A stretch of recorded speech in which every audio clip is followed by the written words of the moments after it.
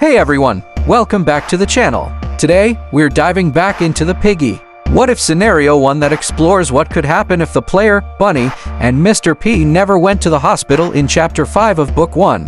What if they stayed in the school sewer instead?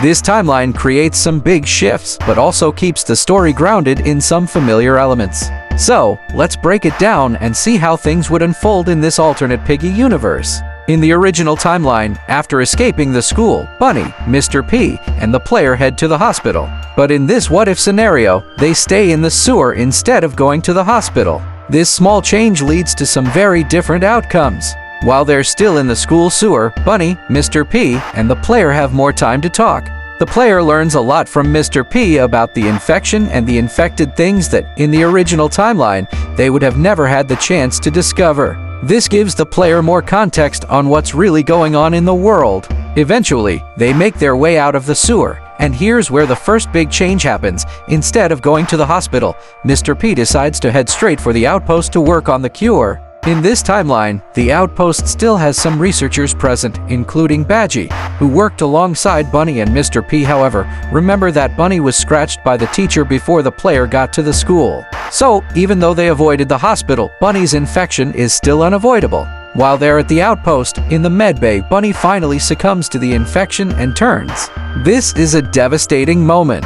She might even scratch other soldiers before Mr. P, the player, and Piggy manage to escape to the power plant. Here's another major shift. Because Bunny turns so quickly, there's no time for the researchers to turn Mr. P into a cyborg. So, unlike the original timeline, Mr. P stays. What if? But while he looks the same on the outside, mentally, he's broken. Losing Bunny is a huge blow for him, similar to how the player felt after losing Doggy. In this timeline, the player steps up to give Mr. P the courage to keep going, pushing him to continue working on the cure. Meanwhile, Piggy picks up a radio broadcast with some important news.